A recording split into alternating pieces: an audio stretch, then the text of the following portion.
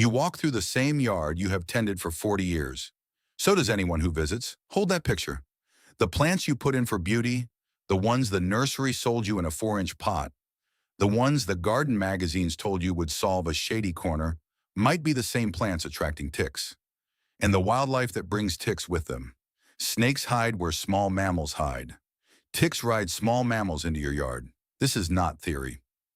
The Connecticut Agricultural Experiment Station published research showing one specific shrub, still sold at national chains across America, supports approximately 12 times more Lyme-infected ticks per acre than land without it. These are 15 plants you may already have. Number 1 is the shrub Connecticut studied. I had to dig 3 out of my own border 2 falls ago. It took 3 weekends. Stay with me. The reason any of this works is biology. Ticks do not appear out of nothing. Snakes do not move into a yard without a reason.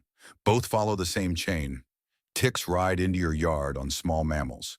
Mice, chipmunks, voles, the occasional young rabbit.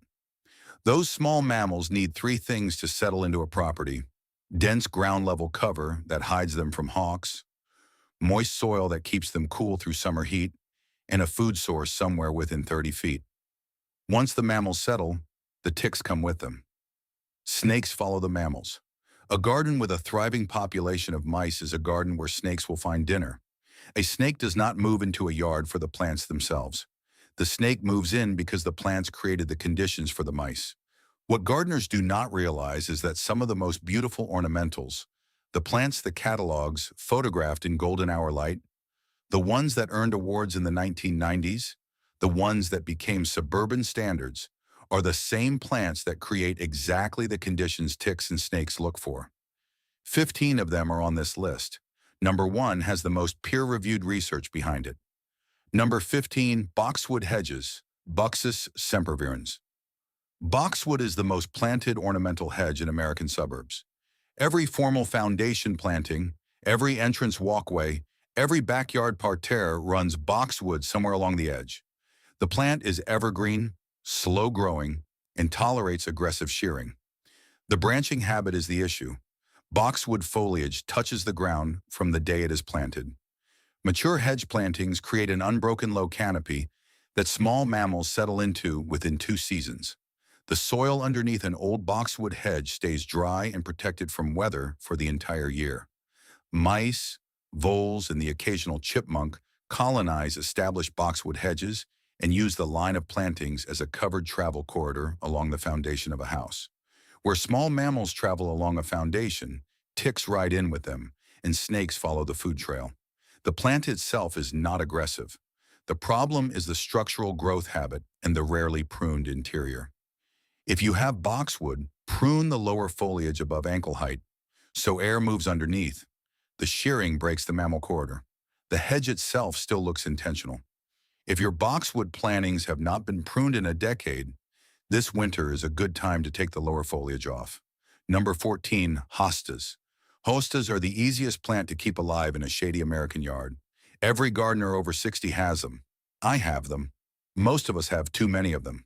The large leaves create a problem nobody talks about. A mature hosta clump shades the ground completely. The soil underneath stays damp through July heat. Mice love hosta beds. Garter snakes love mice. The cycle starts in May and runs through October. Hostas themselves are not invasive and not the worst plant on this list. But if you have a dense planting of hostas spreading across a shaded slope under mature trees, you have created a small mammal sanctuary at ground level. Whether you meant to or not, the fix is not removing hostas.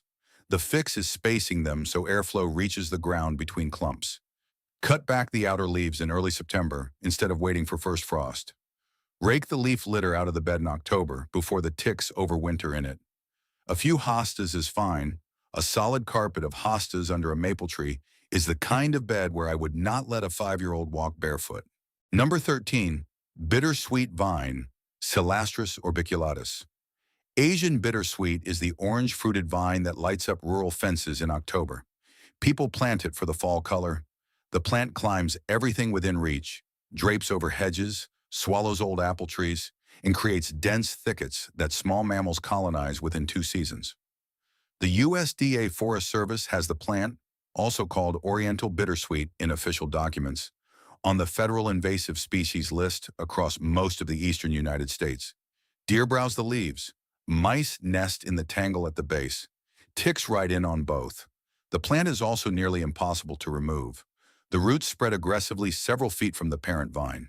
Cutting the vine at the base only triggers resprouting from the root system within weeks.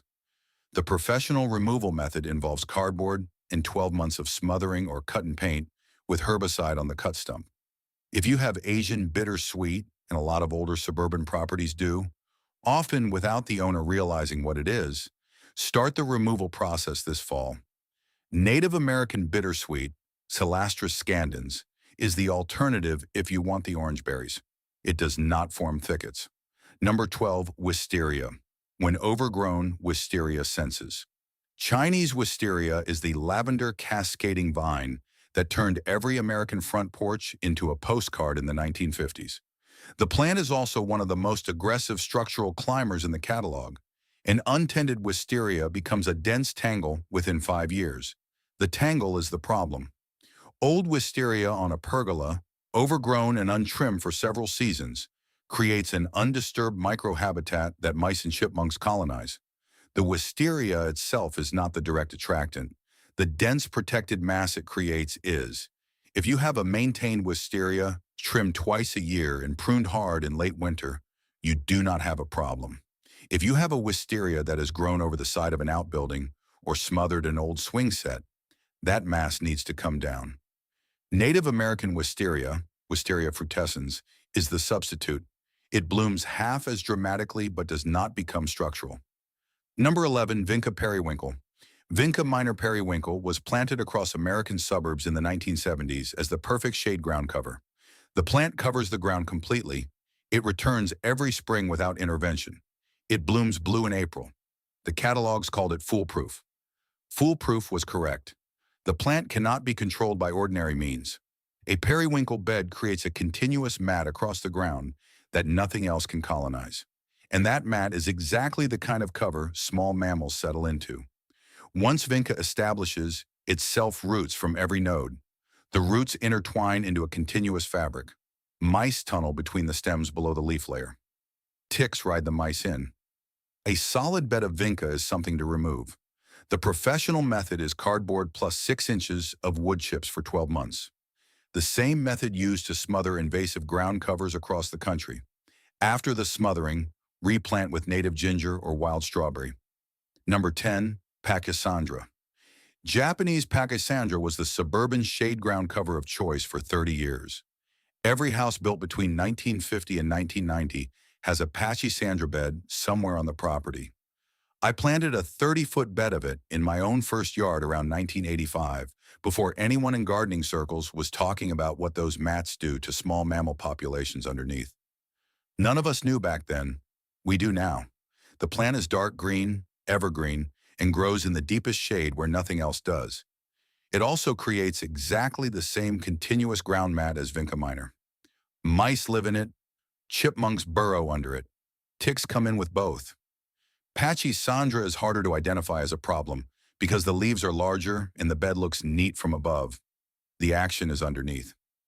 Lift the leaf canopy in mid-July and the surface of the soil will be cool, dark, damp, and probably crisscrossed with mouse tunnels. The fix is the same as for vinca: smother and replace. Native plants for the same shade conditions include wild ginger, woodland phlox, or Pennsylvania sedge. Number 9, Liriope and lily turf. Liriope muscari. Liriope is the grass-like clumping plant edging suburban driveways across the southeast. The plant grows in tight rosettes about 18 inches tall, blooms purple in late summer, and survives drought once established. Garden centers sell it as a maintenance-free edging plant. The clumps are the issue. Each liriope clump is a small fortress at ground level. The dense base creates the cool, humid, sheltered conditions small, non-venomous snakes look for during the heat of the day. The clumps also catch leaf litter and create humid pockets where ticks overwinter.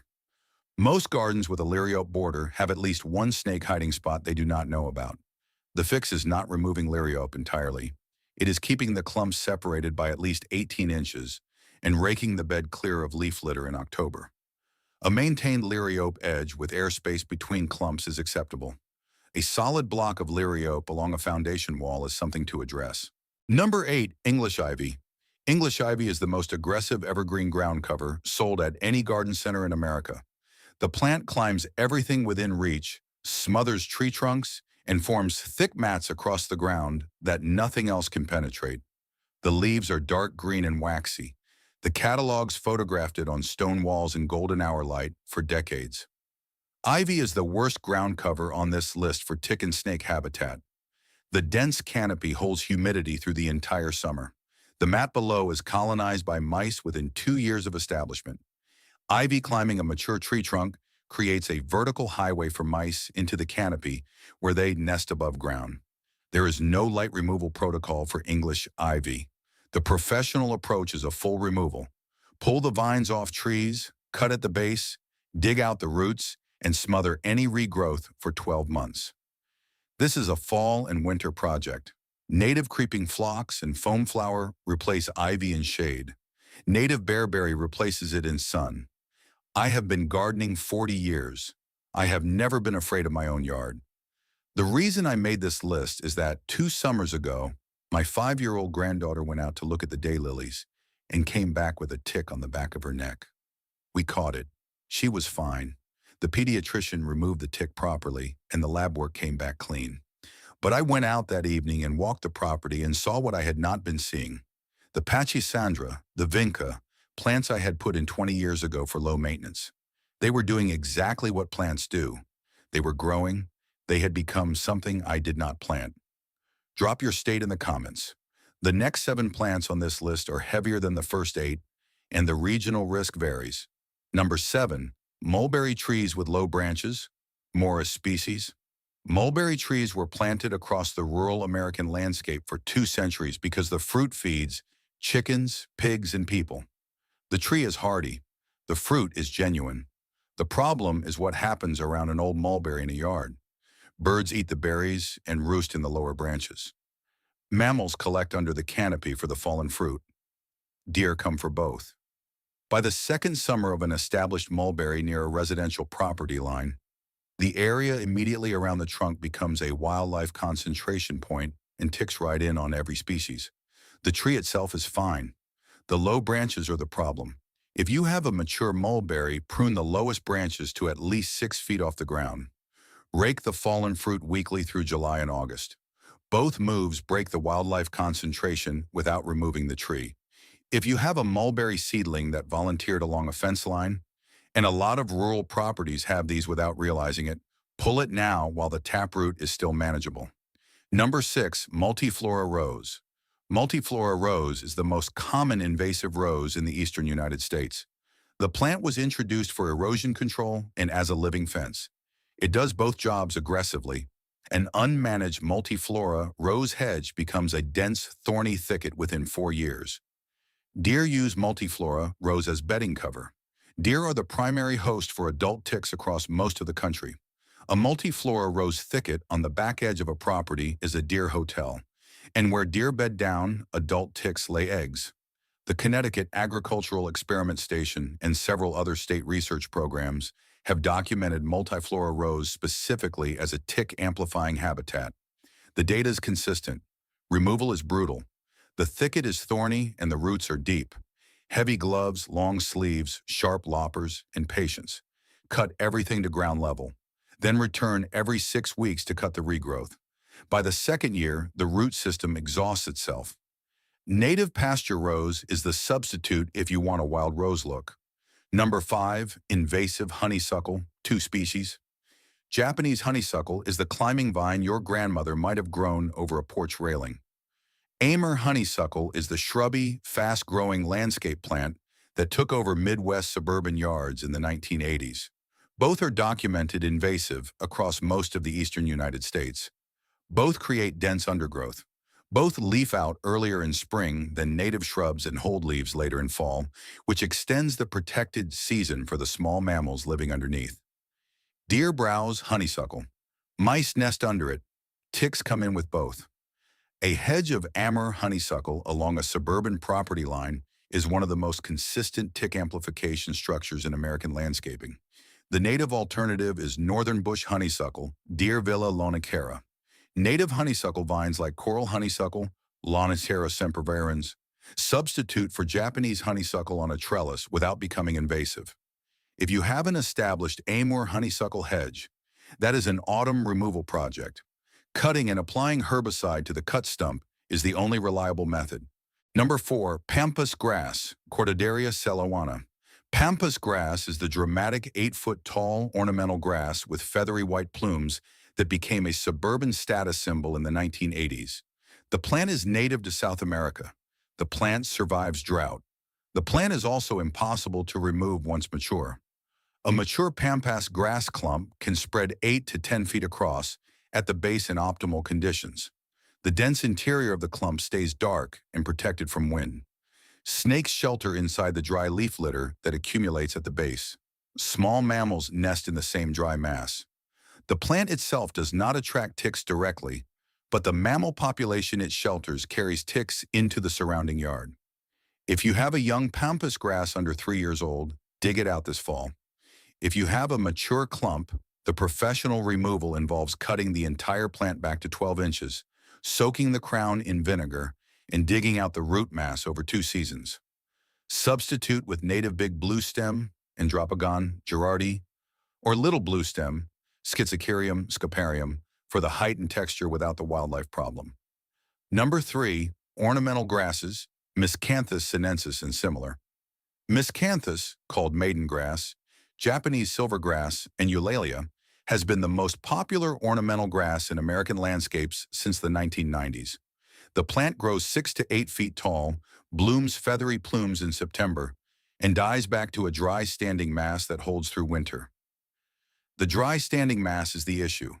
From October through April, an unbroken miscanthus clump is a dry protected shelter at ground level. Mice nest in the clumps over winter. Snakes overwinter in the same protected base. By the time you cut the grass back in March, you have a small wildlife colony moving out into the rest of the yard. Miscanthus is also documented as invasive in several states, particularly along roadsides and disturbed areas where the seed spreads. The fix is cutting the grass back to 10 inches in November instead of waiting for spring. The cut breaks the winter shelter. The mice and snakes find somewhere else to settle. Spring growth comes back the same. Native big bluestem and little bluestem are the alternatives. Both are clump-forming natives and do not provide the same dense overwinter shelter. Number 2, ground-cover junipers, Juniperus horizontalis varieties. Creeping juniper was planted across American suburbs as the rock garden and slope cover solution. The plant is hardy, evergreen, drought-tolerant, and it forms dense mats across rocky ground where nothing else grows. Catalogs sold it as the maintenance-free landscape rescue plant. The dense mat is the entire problem. A mature creeping juniper bed is 12 to 18 inches deep at the surface, with a dry, humid cavity underneath that small mammals colonize permanently. The needles on the surface catch leaf litter. The cavity below stays dry and protected through every weather event. Mice, chipmunks, voles, and the occasional snake all use established creeping juniper beds as habitat. Ticks come in with the mammals. The fix is not always removal. Maintain juniper beds kept thin, rid of leaf litter, and separated by airspace are acceptable. Overgrown solid juniper coverage is something to address. For full removal, the smother method works. Use cardboard, 6 inches of wood chips, and wait 12 months. Native bearberry replaces it in sun. Native creeping phlox works in part shade. Number 1, Japanese barberry, Berberis thunbergi. The plant Connecticut studied. Japanese barberry is the dense, thorny shrub with red foliage that became a suburban landscape staple in the 1980s. Catalogs sold it as a maintenance-free hedge plant. The plant survives drought, shade, deer browse, and pruning neglect. It was supposed to be the perfect ornamental. It is also the most documented tick-amplifying plant in the United States.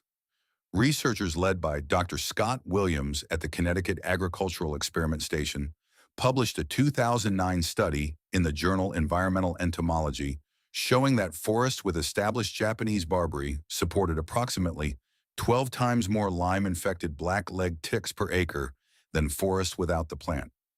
The mechanism is direct. The dense, thorny structure of mature barberry traps humidity near 80% at ground level, which protects ticks from desiccation and concentrates the white-footed mice that carry them. Japanese barberry is on invasive species lists across most New England and mid-Atlantic states, with outright sale bans now in place in Pennsylvania, Massachusetts, New York, Maine, New Hampshire, Vermont, Wisconsin, and several others. A handful of truly sterile cultivars developed at the University of Connecticut have been exempted. National chains like Home Depot still sell seed-producing dwarf cultivars like Crimson Pygmy through their online catalogs in states where the species itself is banned. That is not a loophole gardeners need to use. I had 3 established Japanese barberries along the gate to my own perennial border. I planted them in 1997. After the Connecticut research came out and I read the actual paper, I dug all 3 out over 2 falls of weekends. The root systems were the worst removal of any shrub I have ever pulled. Every fragment regrew the following spring. 2 years later, no Japanese barberry on the property. Tick incidents dropped. My granddaughter walks the yard barefoot in July. The native substitute is winterberry holly, Ilex verticillata, with red fall berries, deciduous and completely safe. Walk the yard this weekend. Look at each plant from the list. Pull what you can. You walk this yard every morning. So does anyone who visits. The yard deserves to be walked without ticks following anyone home. That is the only thing worth doing this. If this story changes how you look at the greenery in your yard, please subscribe and like the channel. We are unearthing the history and the hidden dangers they tried to bury. Plant a safer future. The next treasure or warning will be revealed soon.